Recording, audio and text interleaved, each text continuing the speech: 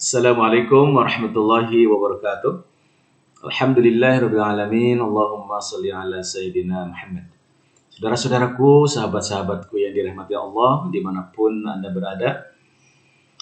Alkisah seorang nelayan miskin, sehari-hari kerjanya nelayan. Pagi-pagi dia mancing, kemudian siang-siang dia membawa hasil pancingannya dan dijual, kemudian dimakan bersama keluarganya.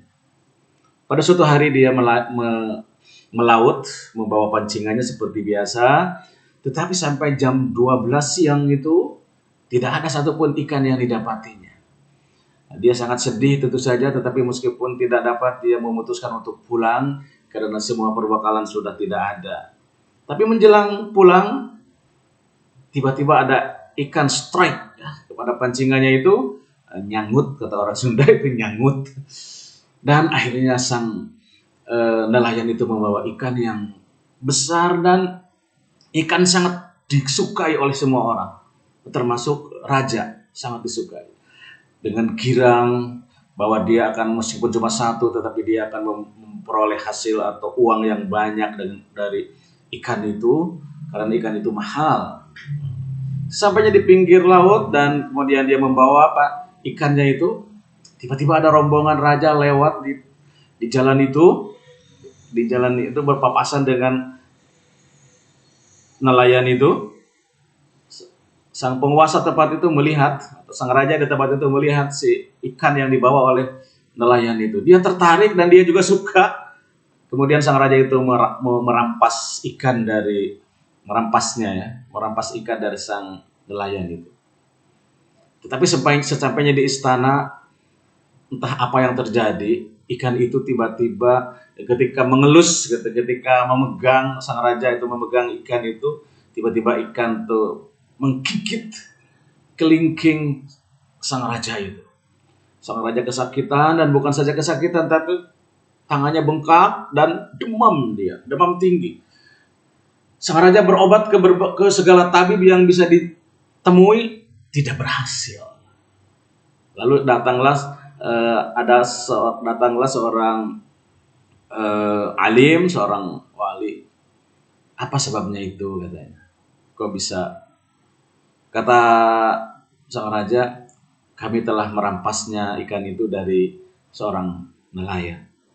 Kalau begitu, kita harus temui dia, katanya. Kita harus minta maaf kepada dia. Kemudian pendek cerita, sang raja minta maaf kepada nelayan itu dan menggantinya dengan bayaran yang lebih besar dari harga yang biasa.